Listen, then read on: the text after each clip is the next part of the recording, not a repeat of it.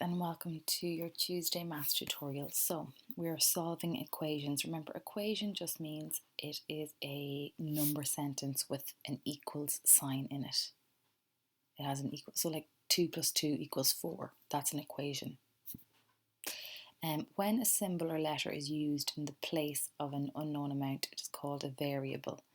So basically, when you're trying to find out something like, it's like the algebra we've been doing, they want to know the value of p here. They don't know what it'll be, so it's called a variable, and the letter is standing in for the unknown amount. It's representing the thing that you're trying to find out. So to write 3 pens, we can write p pen by 3 or 3 by pen.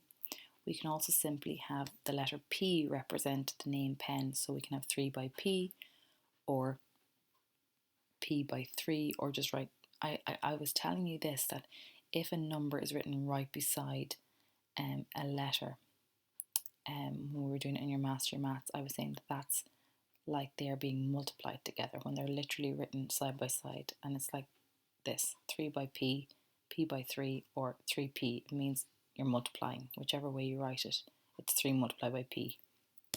So if 5 pens cost £15, find the cost of, or euro, sorry, find the cost of 1 pen. So they're saying that 5 pens were 15. 1 pen would be you bringing the 5 over, dividing it in, and getting 3. So 1 pen is worth €3. If 3 eggs cost 36 cents, find the cost of 1 egg. So again, 3 E's, so 3 eggs are 36.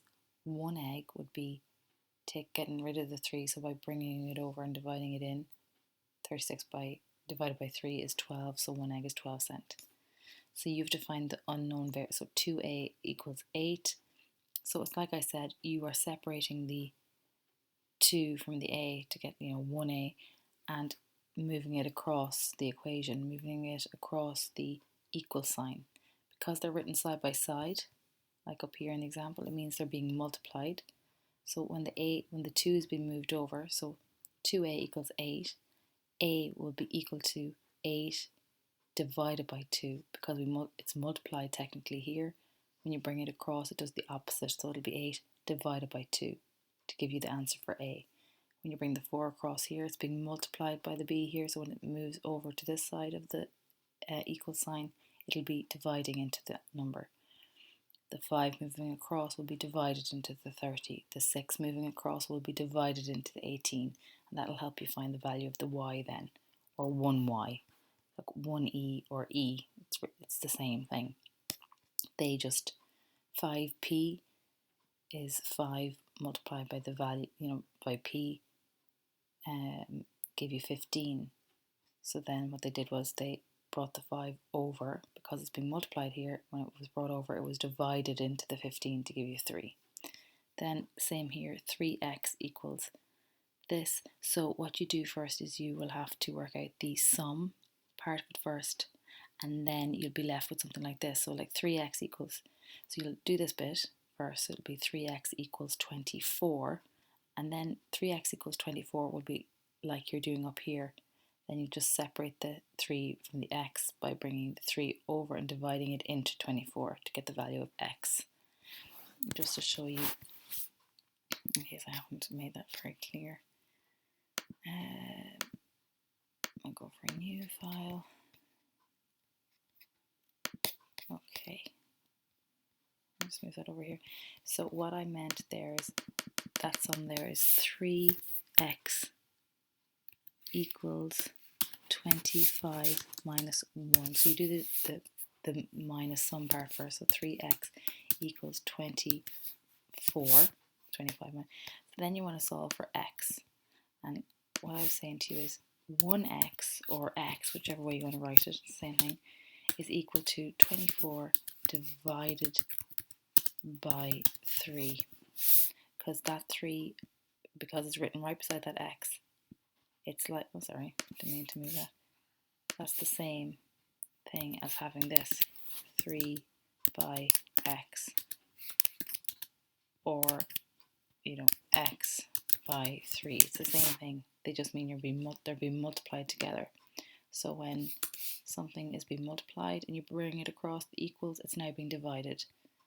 If it was being divided and you brought it across, it would be multiplied. So then it's 24 divided by 3. So x is equal to 8. So that's the answer for this one here. Then here, find the value of the variable or the unknown amount in each of these. Again,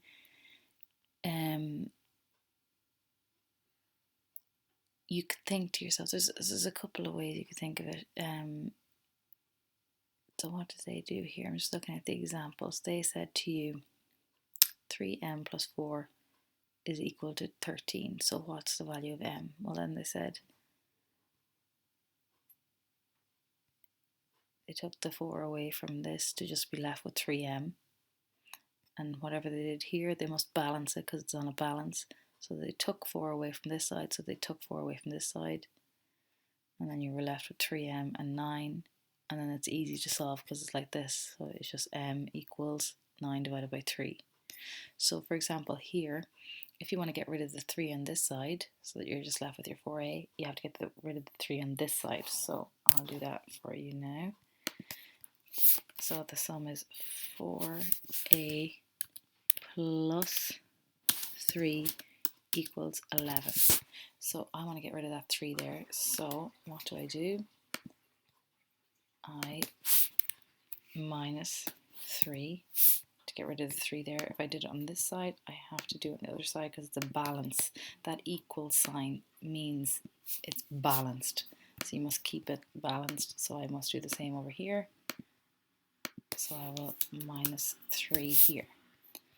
So then I'm left with just 4a. Oh, I want to go back to black, sorry. So then you're just left with 4a here because the 3's cancelled each other out. And then equals, well, 11 take away 3 is 8. So now I'm left with this. To solve what the unknown thing a is, I need to get rid of the a from the 4 from the a. So what do is I split them up. They'll be multiplied there. So now when I bring it across, it'll be 8 divided by 4. So x equals 2. 8 divided by 4. So just to backtrack that, it was plus 3 and then I just minused 3 to get rid of it. And I did it on the other side as well. And I was left with 4a equals 8. And then I got rid of the 4 by bringing it over and dividing it. So that's how you're going to be doing these ones. You'll just say, well, I want to get rid of that 2 on this side, so it'll be minus 2 here and minus 2 here, minus 5 here, minus 5 here, and so on. Then write equations for the following. Use the letters n for the variable, the unknown, and then solve them. So Luke ate 12 apples and Carla ate some apples. All apples are 18. How many apples did Carla eat? So saying it's 12 plus n equals 18, and then you can work out your n by seeing how do I get from 12 to 18. Mary had some money in her post office account and Denny had €3 more. Denny has 48. How much money does Mary have? So Denny has €3 more. So you're writing an equation for that one. So let me think, how would you do that? And Mary's value is the n. Okay. So if you think about it, he has €3 more. So